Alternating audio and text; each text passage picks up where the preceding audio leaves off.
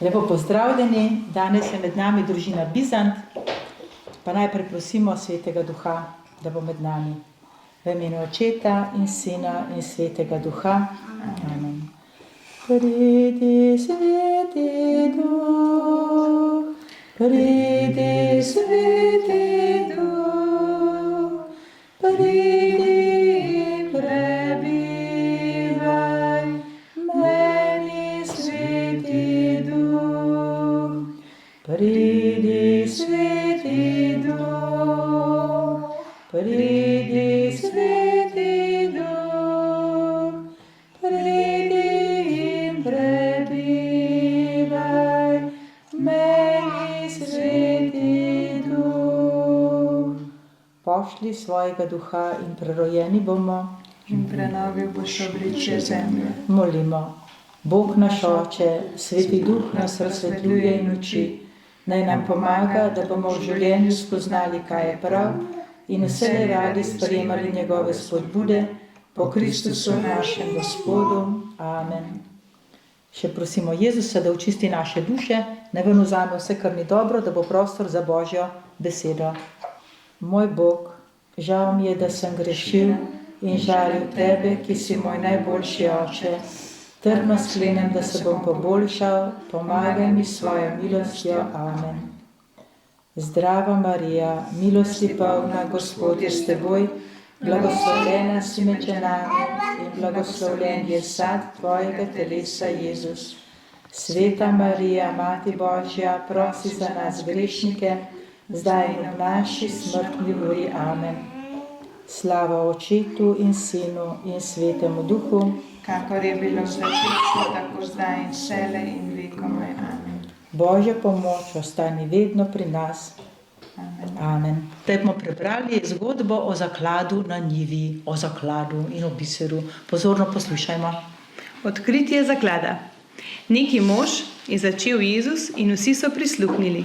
Nameraval jim je povedati še eno priliko, da bi lažje razumeli resnico o Božjem kraljestvu. Neki mož je moral oditi na delo na polje. Med kopanjem je z lopato zadel obtrt predmet. Sklonil se je, da bi z njega odstranil zemljo. Našel je lonec poln dragocenosti. Zlati kovanci, prstani in zaponke so se bleščali v soncu. Mož je ponovno zakopal zaklad, da je ostal skrit. Naslonil se je na lopato in premišljeval, kaj naj naredi. Če to zemljo kupi, bo zaklad njegov. Toda veljala ga bo vse njegovo premoženje.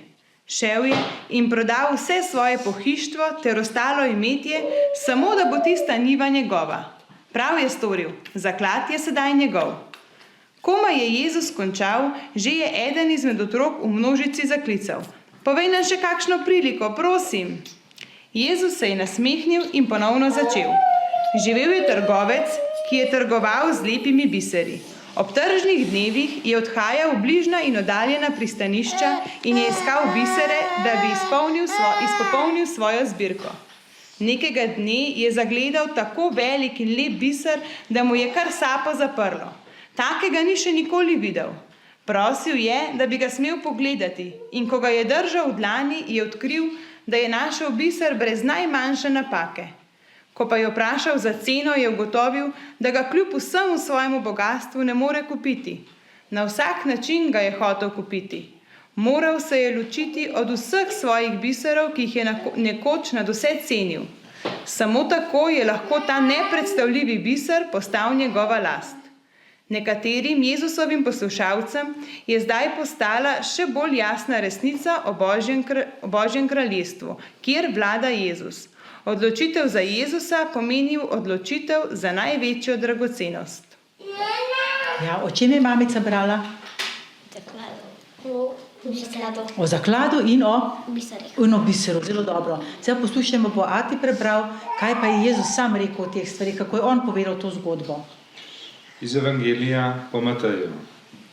Nebeško kraljestvo je podobno zakladu, skritemu na njivi, ki ga je človek našel in spet skril. Od veselja nad njim gre in proda vse, kar ima, in kupi tisto njivo. Nadalje je nebeško kraljestvo podobno trgovcu, ki išče lepe bisere. Ko najde en dragocen biser, Gre in proda vse, kar ima, in ga kupi. Nadalje je nebeško kraljestvo podobno mreži, ki jo vržejo v morje in zajame ribe vsake vrste. Ko se napolni, jo potegnejo na obrežje, sedejo in odberejo dobre v posode, slabe pa pomečejo proč. Božja beseda. Božja beseda. Bogu hvala. Dobro, kaj je zdaj bilo? A Jezus drugače povedal, kot je Maja prebrala? Reci, ja. Kaj je bilo drugače? To, ki je mami brala, je bilo bolj dolgo, je bilo bolj dolgo. Jezus je povedal bolj na kratko, ampak je ista stvar. Samo zgodba je zato, da otroci lahko bolj razumete, a ne? Zato je pa zgodba postavljena drugače. Zdaj pazi, koliko je bilo zgodb? Koliko zgodb je bilo? 2 zgodbi. Ampak so zelo podobno pomenile. Spet je bilo nebeško kraljestvo, kot smo se prej pogovarjali, da je nebeško kraljestvo kot nek zaklad na nivi. Zdaj se jo ti predstavljaj, da greš ti na nivo kopati ali pa se igraš recimo v peskovniku. Ste se igrali že v peskovniku? V peskovniku ste se igrali, v pesku. Ste delali gradove iz peska, pa putičke. Nikoli se še nisi igral v pesku. Gradov niste delali, kaj pa ste delali? Hiše za mravlje. Hiše za mravlje, dobro. Iz zemlje. In ko kopljaš noter, dobiš kepo zlata. Kaj bi naredil? Ampak recimo, da tisti peskovnik ni tvoj, to ni bilo na vašem vrtu, je bilo nek drugje pri sosedu.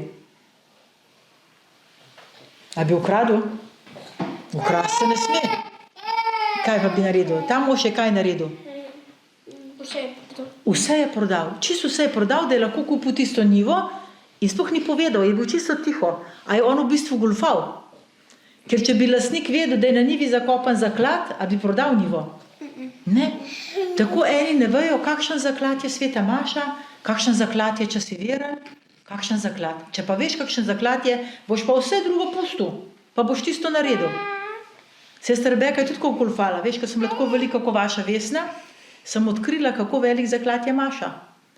In ker doma niso pustili k Maši hoditi, sem šla ob 6 zjutraj, takrat, ko sta mami po oči spala, ali pa sem prišla iz šole, sta bila mami po oči še v službi, pa sem jaz smuknila k Maši, pa prišla domov in nihče ni vedel. A sem goljufala? Sem goljufala, ker oči bi bil zelo hud, če bi zvedel, da sem šla k Maši. A je tvoj oči tudi hud, če greš Maši? Ni huda, ne? Prvo ni treba goljufati za hmašiti. A vas mora siliti pa reči, gremo hmašiti? Ne. A greste radi? A se upirate? Upirate se, če ne veste, kakšen zaklad je to. Ko boste pa enkrat pogruntali, kakšen zaklad je, boste pa vse drugo pustili. Vse drugo boš pustil. Zakaj pa je zoprno iti k Maši? Zakaj je dolgčas iti k Maši? Ker je dolga Maša. O, kako je dolga, pa dolgčas je, ne? In kaj bi lahko ta čas doma delal? Igral bi se. Pa kaj še? Risala bi lahko, ne, ti moraš pa k Maši. Pa risanko bi lahko gledala, ne? Pa tako, pa še kaj bi lahko delali? Zunaj bi lahko divjali. Se pravi, tebi pomeni zaklad risanka, pa risanje, pa igrce. Ne veš pa, da je velik zaklad sveta Maša. Ko boste pa enkrat kapirali, da je zaklad, boš pa rekel, briga me risanka, briga me prijatelji, briga me risanje, briga me ne vem kaj, jaz hočem iti k Maši, ker tam sem z Jezusom. In takrat začne rasti v tebi nebeško kraljestvo. Potem bo po nebesah tudi dolg čas. V nebesah bo pa celo večnost, ne samo 1 uro, ko jih prmaš. A si predstavljaš? Oj, kako bo dolg čas. A bo dolg čas v nebesih? Pa je bolj, da ne gremo v nebesa. A gremo? Oči, kaj bi ti predlagal? Gremo v nebesa. Kljub temu, če bo dolg čas, a ne bo dolg čas? Ne bo. Zakaj ne bo dolg čas v nebesih? Ne obstaja dolg čas. A dolg čas ne obstaja, a nebesa ne? V nebesih ne obstaja. V nebesih, tako v nebesih ne bo nikoli dolg čas, ker bomo gledali Jezusa. In se bom počutili tako, kot če te mami face stisne k sebi. Pokaži po te, se mami stisneš. In tako bo celo večnost in Bog nas ne bo nikoli izpustil. Tako lepo bo. A bo lepo? Ne bo lepo. Ne bo lepo. Dobro, ja. Potem je pa povedal še eno zgodbo, še o biserih, ki je čisto podobna. Ta trgovec je pa imel bisere, polno biserov je imel. Lepih stvari. Ampak ko pa dobil enega, ki je največ reden, je rekel, vse ostale bisere prodam, samo da dobim tega. Vse bom naredil, bi mi rekli, jaz hotel razložiti tako, vse bom naredil, samo da pridem v nebeško Gestvo. Samo da pridem k Bogu v nebesa. Kdo si želi v nebesa prideti? Juri pa ne. Da ne v dolg čas, je prav? Ko boš pa odkril ta zaklad, boš pa rekel ja. Izmenjeno? Izmenjeno. Dobro. Prosimo Jezusa, kar ga želimo prositi. Ne. Jezus, jaz te prosim, da bi odkrili, kako velik zaklad je tvoje kraljestvo in da bi naredili vse, da bi lahko prišli k tebi. Prosimo te, usliši nas.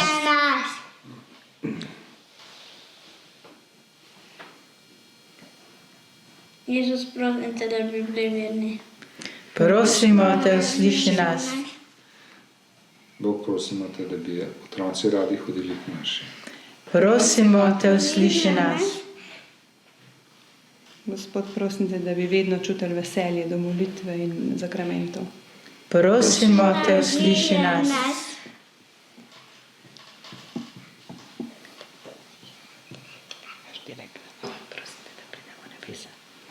Prosim te, da bomo prili v nebesa. Prosimo te, usliši nas. Vse molitve, naše prošnje izročimo Jezusu.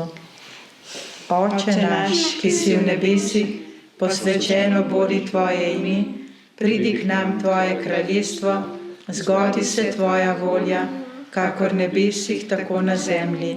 Daj nam danes naš vsakdanji kruh in odpusti nam naše dolge, kakor tudi mi odpuščamo svojim dolžnikom, in ne vpelji nas v skušnjavo, temveč reši nas hudega. Amen. Pa še zapojmo o nebeškem kraljestvu.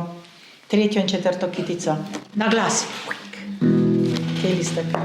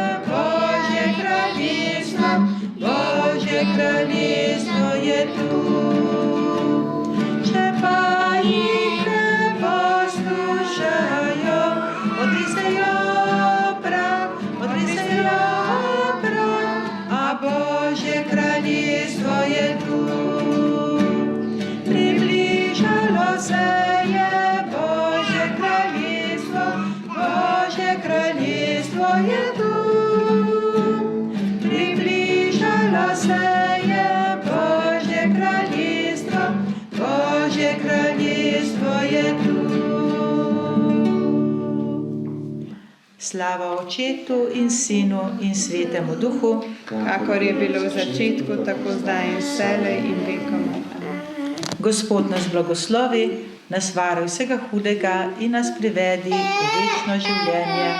Amen.